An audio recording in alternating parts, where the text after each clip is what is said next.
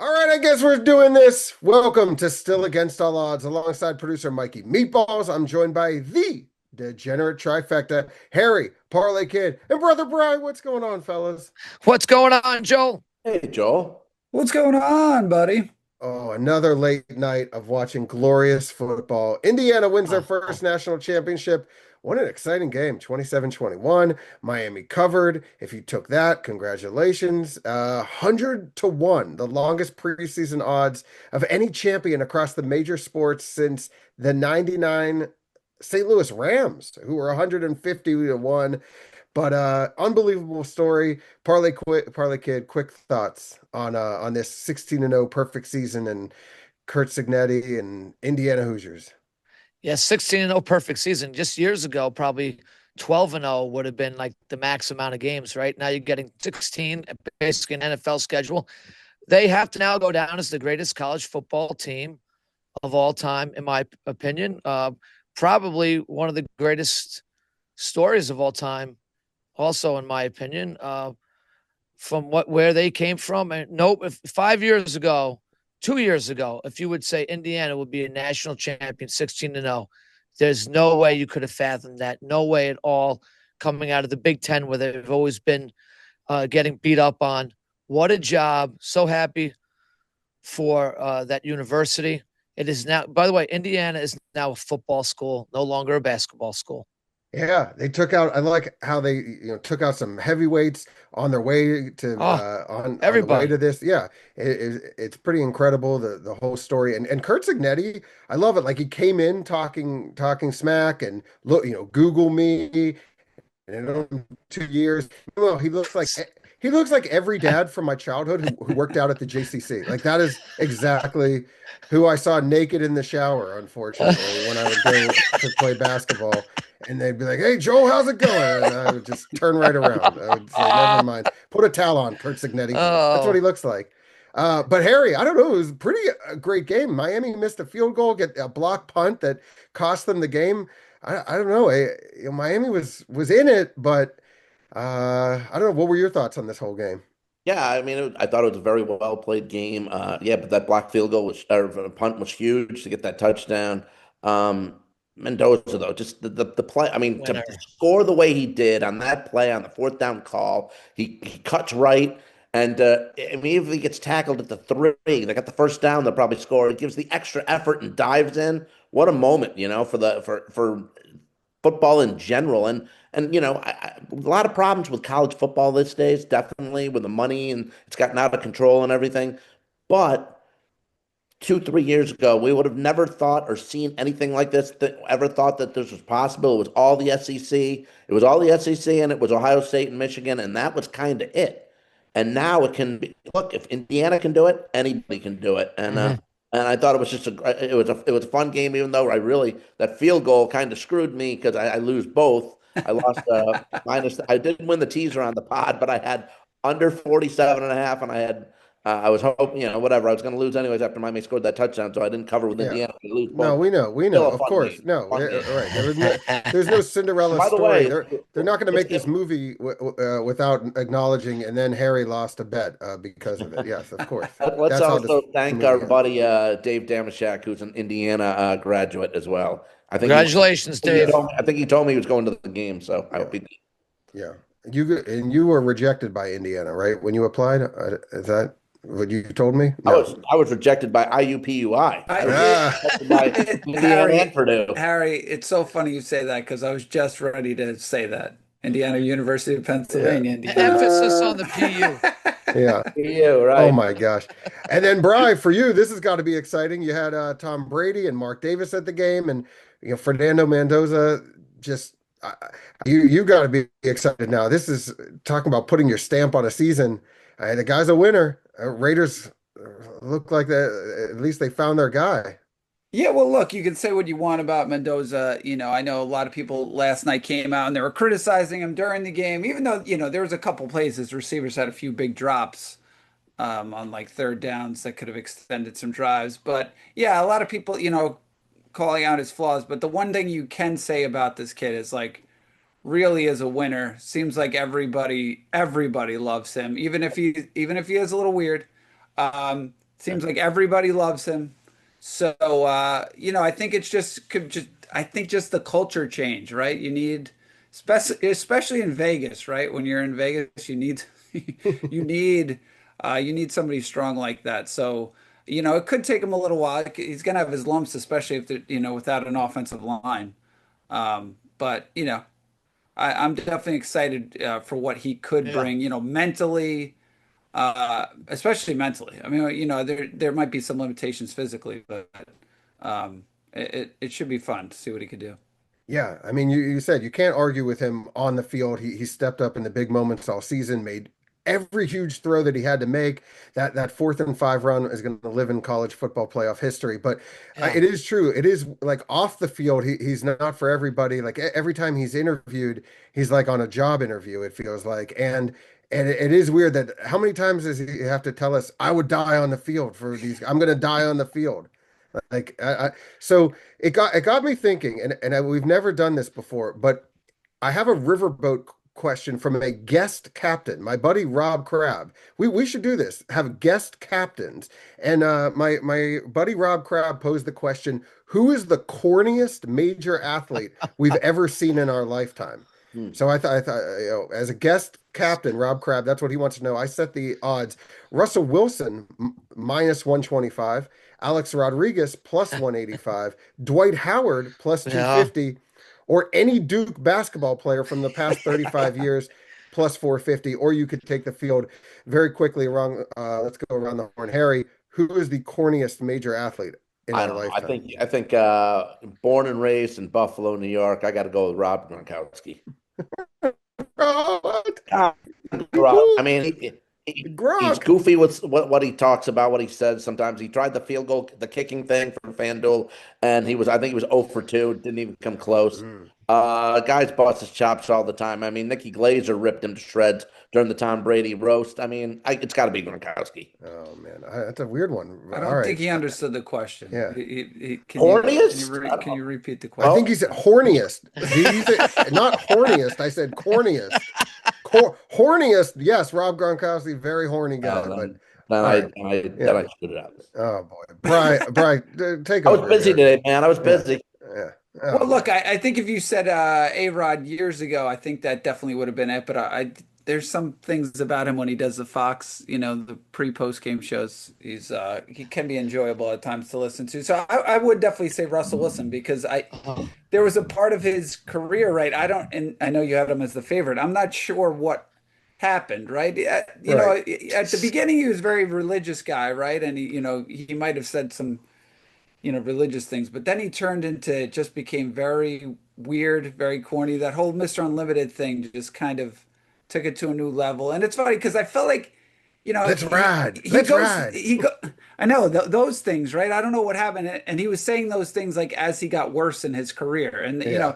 the fact that, he can be courtside for a Knicks game and then the New York crowd just boos him like crazy all the time. Kind of just tells you because I feel like if he wasn't corny, he was just getting old as a quarterback, it would be fine, right? He'd still maybe be beloved, but yeah, I don't know what happened to him over the last like 10 years, Yeah. right? Kind of fell off. Doing Subway commercials. I think that that's the gateway Yeah. towards the turn of being a corny athlete. Parlay Kid, tell me. Yeah, I like all the ones you mentioned there, Joel. And I don't want to pile on the guy I'm going to mention. I could mention our former bosses, maybe the Manning brothers. I mean, you could say, Oof. especially Eli's a Yes. cornball, but they're great guys. So you can't. There's nothing to really make fun of them about. But they could be corny. Let's face it, they could be corny. But I'm going to pile on a guy that's been getting piled on a lot here in New York, even though I personally don't hate him. I actually like him. I think he's a good. I think he's a good ball player, and I think my kids had a chance to meet him. They said he was such a great guy. I'll say Carl Anthony Towns. Right, Brian? Come on, Brian. I mean, there's some things about him that are really corny. It's just mannerisms. I don't know, some of the way his body works on the basketball court. Just a little corny here, but Carl, I love you. Yeah. I love him. I love him though. I love him. I think the Knicks are misusing him right now, but so it's not really his fault. But yeah, Well, Carl Anthony Towns. I don't want to hate to pile on the guy, but He's Well, I a thought you might have gone like Jason Tatum because Jason Tatum tried to fabricate the Yeah, he KG did all moment like and then the Kobe holding the moment, right? trophy. Yeah, that's Yeah, true. Tatum is a corner. yeah, He's a big time cornball. Thanks for bringing that up, yeah. Joe. Or Chris Sabo. 100%. I feel like Chris Sabo you would have maybe Chris gone. Sabo. He looks like a corny. No, I don't know. Really? I know. I He don't had know. those goggles. Yeah, I mean, he didn't yeah, care if yeah. he didn't care if he was a cornball. That's what Right. kind of made him kind of cool. All right. Well, I appreciate the question from our guest captain, Rob Crabb. Very quickly before the break, and we get to these conference championship games, we just found out Carlos Beltran and Andrew Jones made the Hall of Fame. They're headed to Cooperstown. Oh, Harry's not. This was big. Nothing gets our text thread going like the Baseball Hall of Fame. Very quickly, your thoughts. Wow, Harry, not oh, happy. Andrew Jones really made it. Yeah, he Yeah. did make it. Yeah, he Wow. was like what was he, 78%, and Beltran was like 92 or something. Yeah. Yep. I don't know. I know that we've spoken during the chat with Sal a little bit Right. We about it. weren't making that up. No, that really did happen, Harry. Yeah. Huh? That really did Oh, happen. Yeah, He's again, still confused. He's confused. he had great start. I know he came on at 18 years old in the World Series against the Yankees. He was lights out from the very beginning in that series until the Braves couldn't get it done anymore in that series, and the Yankees took over. But what, he batted 254 and had Yeah.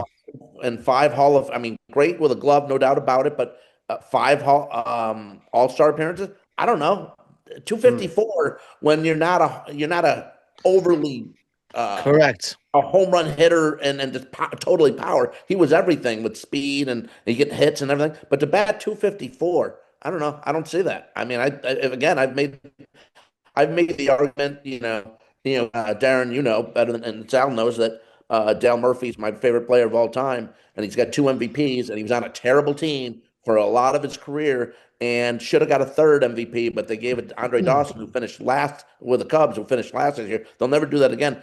And I still think Murphy, even though he put up great numbers during that stretch of 6 years, maybe 7 years, Darren, he didn't put up the numbers at the end of the day that warrants being in the Hall of Fame, and Yes. a lot of people made cases for him, but it just wasn't there. I just don't think Andrew Jones had those numbers either. Bry, is Harry actually right here? What do you No, think? I mean, I think when we went over this like a month or two ago, I think when we were talking about who should make it, I think there was two guys. I can't remember even who the first one was, but one of the guys was Andrew Jones. Andrew Jones, I thought. I mean, I thought Jones should make it over Beltran, but Harry talks about the numbers, but then do you think like Ozzie Smith should have made the Hall of Fame? It's tough. It's really tough because Because Ozzie Smith batted 262, right, right? but Like he wasn't. He batted. Yeah, and at the time, shortstops didn't at his time didn't put up tremendous offensive numbers. But when you're talking defense, you've got him, and then there's everybody else at shortstop. So Well, that's the thing though. I mean, for me, I think it's Andrew Jones at 450 home runs. He was electric when he was, especially the first half of his career. And I think the metrics show that he might have been by far the best center fielder of all time. Like based on if you look at some of the metrics that are out there. So that's why I think with that. I mean, I feel less about Beltran. I mean, obviously like his numbers are great and I kind of liked Beltran, but I don't want to say what he was or wasn't doing, but Yeah. I mean, I'm if he's in there, others should for sure be in there. exactly. I'm with Brian. Once you put these guys in, it certainly, if that's how we're doing it, and I'm not saying they're deserving, but if you're letting them in, Donnie Baseball, that's all that matters to me. Well, yeah, You're putting Mattingly yeah, in, case closed. So, all right. Hey, we're going to take a break. Harry, the AFC and NFC championships are this weekend, though, right? You who's do know playing? that, right? Oh, Who's playing? okay. Joe, you Yeah. didn't want to ask me my opinion? Listen, I'm on the clock today. I know if you you are. could give it to me in 30 Listen, seconds, hit me. I Yeah. think it's a crock. I think, again, we got robbed, and I love Cooperstown. I think the town is fantastic. I love visiting it. But I will no longer enter the Hall of Fame. Actually Wow. go inside the Hall of Fame because I don't agree with who they've been electing. So you're going to elect Carlos Beltran, who had one form of cheating. So you could cheat in one way, okay? Whether you want to say it was as a player, as a coach, whatever. You could cheat in one way, like Beltran was cheating, okay? or he could cheat another way, like some of these other guys were cheating. Cheating is cheating. The voters, these voters, they're all hacks, except for Rob Parker. They are hacks, for sure. Parker voted for nobody in the Hall of Fame, so I respect that. Nobody on his ballot. And the only two that really, in my opinion, that should have went in were Manny Ramirez and A-Rod, because you could talk about Andrew Jones then too. He, correct me if I'm wrong, never won a World Series. So you could take all the war crap, throw it away, okay? And now, if you're going to say Andrew Jones is in, you could easily make a case for Torrey Hunter being in. Torrey Hunter is not a Hall of Famer.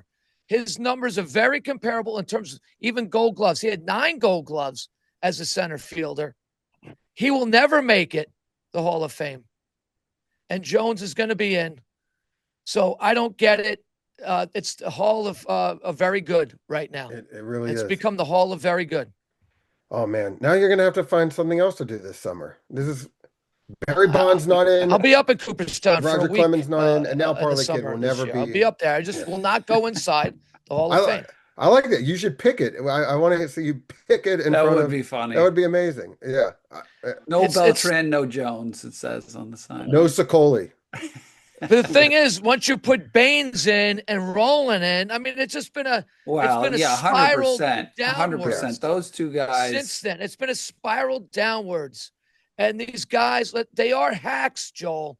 They're hacks. These guys know nothing should- about baseball. I'm sorry. I agree with you, but I feel like give them different parts of the Hall of Fame. Like I Yes. love Andy Van Slyke. Put him over in like near the men's room. Like he should get, or like the janitor's closet. Like Harold Baines, you're in, but you don't get the main hall. You like we have levels. Yeah. We need levels of the Hall Well, of yeah, I Fame. mean that's Yeah. that. Well, You're on Joel, level 3, top Well, tier. in all honesty, Levels. Yes. yes, Levels. to the- Seinfeld. Level, Darren, right. Darren, I agree with Joel. If you are gonna put these guys, certain ones of these guys in, especially over the last few years, then there should be levels. Exactly. Level. Maybe the guys like Chuck Knobloch. You're level 1. Here, congratulations. You're level 1 Hall of Famer. There you go. Darren, Yeah. Darren, if Murphy did win that third MVP, then what do you do? He's probably in. What I worry about the levels is with Harry though. If there's no elevator or escalator, he'll never see level 3. He's not going up those stairs. So we're screwed. Hey, we're on the clock today. Like I know, I said, we're we on the gotta clock. take a We're break. on the clock. AFC Let's- Championship had to picks. say it. Let's get to it after the break. All right, let's get into it. AFC Championship. New England headed to Denver. Denver plus 5.5. A lot of that has to do with, of course, Jarrett Stidham getting the start. This is usually where I give you a breakdown of the game, but instead, Harry asked me why I'm wearing a Patriots Drew Bledsoe jersey. I would never wear this jersey, but in high school, I had a geometry teacher named Mrs. Gordon, and she was a very mean woman, your typical geometry teacher in high school. And my friend Benji Alkoff, we had a football card of 4 quarterbacks on it, and it was called the Bledsoe Quad. And Mrs. Gordon called on him in high school to answer a question, and Benji said the answer was Bledsoe Quad. And she goes, "What the hell is a Bledsoe Quad?" And from that moment on, a group that she thought was a gang was born, and we were all members of the Bledsoe Quad. So Benji Alkoff, I still have this jersey, and congratulations, Bledsoe Quad gets a shout out. More importantly, let's get to the picks, and Parlay Kids, start with you. Okay, Joel. Which way are we going first? Sorry, Joel. I got caught up in your at. Which pick am I The making first? AFC, Oh, AFC. AFC. Well, AFC. Joel, I don't have to spend too much time in this pick because obviously I'm going with the Pats. I don't care what the spread is. I have no confidence in Denver scoring any points with Stidham on the field. The Pats defense has been ascending throughout these playoffs, getting better and better each week. May is the real deal. Did you see him playing blackjack the other day, Harry, after the win? He's I didn't. at the tables playing a little blackjack. Guy's a winner, Harry. He's a winner. This Patriot team is just more well-rounded. When as our friends on the odds podcast, Michael, can you cut that because I forget the guy what as has been noted in our last podcast, Denver, when playing good quarterbacks, their defense is not nearly as good as when they dominate the also rans of the quarterback world. So I think May scores his points. Denver won't score points. This looks like to me, we're looking at a 27-13 final score in this game. Ooh, all right, Bri, give it to me. You're also taking the Pats. Yeah, I'm gonna take the Pats too. I've fallen into this trap. I mean, I think Darren's right, right?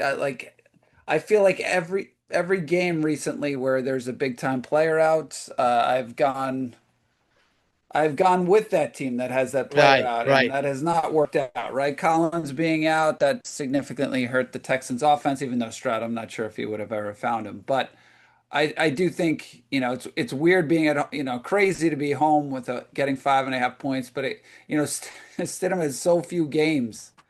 And, look, he was, serviceable, had a couple games for the Raiders where they were, 2 or 3 games where they were competitive. He could have 1 or 2 moments in this game, but like Darren was saying, I think this Pats defense has been playing really well across the board, so it's going to be tough for them. And I just feel like, I don't know. I don't see them getting more than like 14 points in the set. Well, even if they get 17 points, I think, then it's like a 24-17 game here for the Pats. All right, we've heard from these guys, and now we hear from Harry. Harry, do we get a clean sweep of New England, or do you go the other way? No clean sweep here. However, I did give out my pick at Denver at +5.5, but I will at -120. Let me buy it up to +6. I'm going to buy it up to +6. Stidham just manage the game. Manage the Jay Harvey needs to step it up. Mims had a real good game last week against Buffalo, but it's the defense. The defense has to keep them in the game. This team led the NFL in sacks, but since that Jacksonville game, Denver hasn't been that great defensively. They have to turn it on. They've got to be the glue that keeps them in this game and to give Stidham and the Broncos offense a chance. And by the way, look, May has been good in these 2 playoffs games. He's been far from great. I mean, they scored 16 points against LA, and Stroud, a lot of it was on him, who was terrible. Had the pick six, and then another field goal where they turned the ball over inside like the 30-yard line. That was 10 points right there of their 20 or something like that. But so I think All that right. for whatever it is, Yeah. give me Denver +6 at home. And I've been saying Denver all year. They're going to be the representative of the AFC now. No Knicks is a crusher, but +6 at home. Keep it close. Yes. You Brian, just said they're going to yeah. be the representative. So why not just pick them? All Why right. don't you just take a money line? So you just said Denver's winning this game. I didn't just say they're said it. winning this game. I just said I've said been it. picking No, them you to said they're win. going to be the AFC representative. I did, but with Yes. both Knicks. Okay, remember that, guys. With the other Auburn cards. So who are you taking in the game? Who's winning the game? Who's winning the game? Winning the game, I'll take Denver. Oy, oy, oy. Okay. 23-20. So what? But you Then why bought do it you up. take? You Why bought. do you Why buy did up you to even 6 buy up points? I want to buy it up to 6 to be safe. What the hell? I want to be smart about it too. Oh. I want to be smart about it too. Listen, last week when I gave Colson Loveland 70 more yards at +182, he had 56. His number was 48, so he went over. But I tried to get the bonus in there. I think you're a mile high right now, Brian. What's going on with this guy? He's Oh, definitely all right. He's always high. Let's get to your props. Brian, let's start with you because you're taking a Jared Stidham prop here. I Yeah, like I'm gonna it. take Stidham. It's funny. I was gonna take the under his passing totals because I thought even those were a little high. But I'm gonna take the over 13.5 rushing yards. Mhm. Because again, I did this with, I know it's a little different. I did this with like Caleb Williams last week. But it's funny because Stidham's actually a pretty decent athlete. And again, I remember with the Raiders, he could move a little bit. He ran kind of well. And again, this is one of those games where I feel like Peyton's got to be like, it's going to be very limited. I don't know, I don't know how much they're going to throw, but I feel like, if you're a smart coach, you're like, whatever you need to do, you need to make a big play with your feet, a couple of big plays with your feet. You got to do that. So, and again, I feel like at times maybe with a quarterback in this situation might get a little antsy in the fact that he can run a little bit. I feel like it's going to kind of, this defense might force him out of the pocket a little bit. So I thought 13.5 was a little low. So I like the over there. Yeah, it does seem low. Parlay Kid, you're going in it with a different rushing prop. Yeah, I'll take Stevenson, longest rush over 12 and a half yards, hit 6 straight, Joel. He's been a force out of that backfield for the Pats. Stevenson over 12 and a half yards, longest rush. And Harry, you got one more for us. Yeah, I'm going to go Broncos tight end Evan Ingram over 2.5 receptions at minus 106. He can be the underneath guy. He can be the safety blanket for Stidham here. He's had at least 3 catches in 6 of his last 8 games. He's got 2 career playoff games. He's at 7 and 5. I'm not going to say he's going to have that many, but still been there when the teams needed him in the playoffs, and over 2.5. I don't think it's that terrible. I don't know. Maybe he becomes a safety valve. Mhm. I don't know. Parlay Kid giving us some grunts, which always. Neil kind of likes that. Darren kind of likes that, actually. I kind of like it. Darren's grunt. I Okay. actually don't. Yeah, that's kind of like, not bad, not bad. All right. Yeah. All right.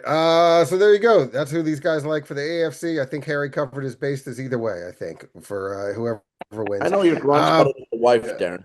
Whoa! All right, come on, Harry. Let's take a break. We're going to get to the NFC and the moment of truth for Sam Darnold and Harry right after the break. All right, now the NFC Championship. Rams going up to Seattle. Seattle minus 2.5. Let's not waste any time. I'm super excited for this one. We'll save Harry for last. Parlay Kid, you kick us off. Well, I've been on Seattle throughout the playoffs here.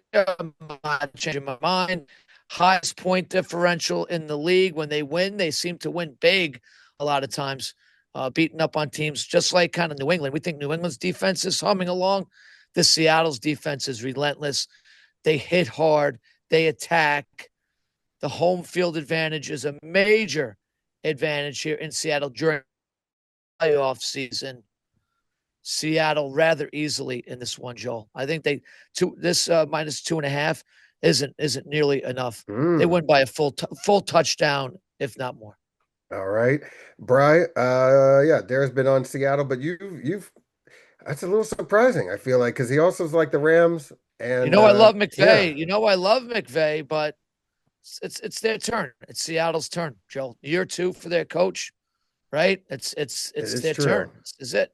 All right, Bri, you're going the other way. Yeah, it's funny. At first, earlier in the day, I was thinking maybe Seattle. I mean, they have been dominant. That defense has been dominant for a little bit of time here, but I'm going to take the 2.5 just because I do. Overall, I think when you look at the 2 games that these 2 teams played together, at the time, I mean, the Rams might have been playing better at that time, but I do think the Rams were the better of the 2 teams. And again, it's a division game between these 2 teams that are very close, and I think it's rather low scoring. So I like taking the 2.5 here, just because I do think if it comes down to it, and it comes down to Stafford or Darnold, I trust Stafford a little bit more on a last end of the game drive. Yeah, no, the Rams have definitely righted the ship. They've done it on the road. I'm with you. You guys have both made strong cases. Harry, now let's hear yours. I'm with Brian. I'm taking the Rams with the 2.5. And by the way, I am sitting on a Seattle Seahawks 50-1 ticket, but I'm still sticking with the Rams at 2.5. Stafford is a winner. Yes. He's been able to get it done. He turns 38 the day before the Super Bowl, and his last 5 playoff games, 9 total touchdowns, 0 picks. Darnold, 2 games versus the Rams this year. 2 games versus the Rams, 6 picks, 6 total picks. Pressures on him like I don't think he's going to be able to handle it. Just got to if you can contain Walker, who was phenomenal against San Francisco, do what you can to contain him. Put all the pressure on Darnold, and the Rams will come out ahead and victorious. Rams 27, Seattle 22. Oh, and we get a score out of Harry. But you do have the Seahawks futures ticket, so just yeah, 50-1. 50-1. Harry, Darren, 50-1. Darren, 50-1. Yeah. $1 or $2 on it, I guarantee you. 10 more than the $2. Oh, yeah, so there you go. Well, Harry, I have an important question. Important question for you, Harry. If the Seahawks do win and Sam Darnold goes to the Super Bowl, will you watch with diehard fan of the show, Ben Kelly. Will you be watching the Super Bowl with Ben? You know what? I still want to enjoy the game. So I want to enjoy the game. So the answer is no. No. Wow. No. He Wow. promised you would have Oh, he would have a he beautiful drives me spread. nuts with these messages he keeps like it just Oh. like he just no, no. All right. I tried, Ben. I really did. It's too much. It's too much Darnold. He's in love with the guy. That's fine. Whatever you want to do, you want to do. But it's too much. I can't do it. Oh my gosh. It's never Darnold's fault with that guy. Listen, well, we'll see. We'll see. I still think there's a chance. You might change your mind. Hmm. All right, let's get to these props quickly. Parlay Kid, I like this one. This Yeah, guy I got a I Cooper Cup forget. parlay. I got a Cooper Cup parlay over 2.5 catches, over 29.5 yards, 5 and 60. Last week, 3 29. The week before, he's actually gone over the 29.5 yards in 5 out of his last 6. And has gone over the 2.5 receptions in 4 out of the last 6. And he's also playing his ex team, Joel, right? So while the Rams will try to shut down Smith and Jigba, it will be Cooper Cup who Yeah, comes on top. I think he has a big game fun here. I little think he'll be super, super reliable. yeah, fun storyline there and a little rematch, or not rematch, revenge game. A little Bry, revenge, sure. yeah, Kenneth Walker. Let's talk to me. Yeah, I'm going to go under 87.5.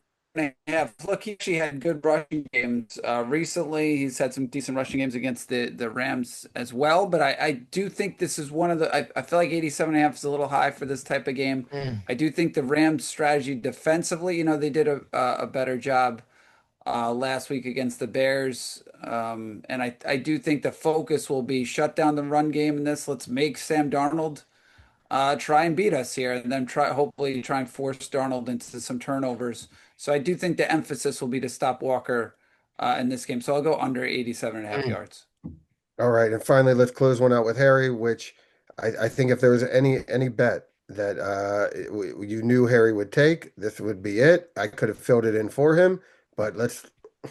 Um, He's already mad at me. Look, he's all right. I'm gonna go with another plus money here. I'm gonna go plus 120. Puka Nakua anytime touchdown. Like I said, plus 120. Not a great game in the snow in Chicago last week for him, but he's still scored in 5 of his last 7 Mm. games. He has 2 career touchdowns in playoffs. Both games when he hit and when he scored those touchdowns happened to be on the road. I feel like this could be like a two guys scoring two touchdown kind of game. Maybe it's Puka or Walker. Hopefully this game opens up a little, at least in the second half. I could Mhm. see, Adams but didn't have a big game last week either. Maybe he gets Well, I rolling. mean, Puka had 2 touchdowns, 225 yards the last time against Seattle. So yeah. I like that one, Harry. It's a good one. Yeah. All right, so those are these guys' picks. It's all very exciting. Parlay Kid was on fire last week. We'll see if he can continue. Before we go, I need to make an announcement, a little bit of business. Unfortunately, this will be my last show for at least a little bit. I lost one of my fantasy leagues, and the bet was I need to watch the Super Bowl in a city of the winner's choice. And my cousin Derek, he won the league and he chose Mumbai, India. And Mhm. I'm not kidding. That's where I'm off to. I hope I'll be able to watch the game Hmm. there. I'm excited. I'm I sure hear Harry's good going to things have about some. Mumbai, Yeah, Joe. I hear good things. yeah. Hopefully there'll be some cricket Hmm. matches I can bet on. You can tell me. Interesting. But no, this is very real. I am Mumbai bye bye for at least a little bit. But this is Mikey Meatballs is all over it. He's going to hold things down and he's going to line up some great guest hosts. Uh, maybe Harry's would like. He said I get first crack at it, and Bry is still not sure if that's No, if we that's the saw what case. But happened with that before. yeah. Mm. Really quickly, I did realize the last time I left the country this summer, I went to France to shoot American Gladiators, and while I was there, the Steelers signed Aaron Rodgers. So I don't love the idea of leaving the country with them still needing a head coach. But uh, I don't know. I am off to India, Parlay Kid. I'm leaving the show in your hands. My hands. Oh boy. Yeah, yeah, Okay. I don't know. We won't. It's going to be hard to replace you, Joel. But we'll do the best we can. Best of luck in India. We'll see you soon. You'll be yeah, back soon. yeah. He'll be I back soon. I thought if I had any parting words for you, Parlay Kid, should I give you parting words? But then I just said, you know what? I'm just going to remind you that the Knicks should have raised the banner for the NBA Cup, and see, and just say You I know told you what? so. You're right. That might be the only banner they could be raising. And I'd like to also say Justin Gaethje, let's go, friend of the Oh podcast yeah. this week over Patty Pimblett. Plus 184, I Oh, think, right now. Grab him while you can. by the way, Darren, I love over 2.5 rounds at even money. Ooh, okay. At All even right. money. Okay. Yeah. I like Gaethje as an underdog here. Yeah, I Yeah, I like like him as an him. underdog. Yeah. Love him as an underdog, actually. Let's go. All right. Friend of the podcast. He's great. All right. Was Sammy he? Actually, Darnold. maybe not. Yeah. Sam Darnold, get it done for us this weekend. So at least I have something to be happy about over this next month. If you have an email for us or you think you'd be a good guest host, email Mikey Meatballs at still against all odds 2025 at gmail.com. Follow us on Instagram and Twitter at still against all odds. Hey, subscribe to our YouTube channel. If you've got any alternate ideas where Parlay Kid can go instead of Cooperstown this summer, I think he's looking for something to do. I'm off to India. For Mikey Meatballs and the D3, I'm Babyface Joel Solomon reminding you no matter your parlay, always bet on yourself. Later.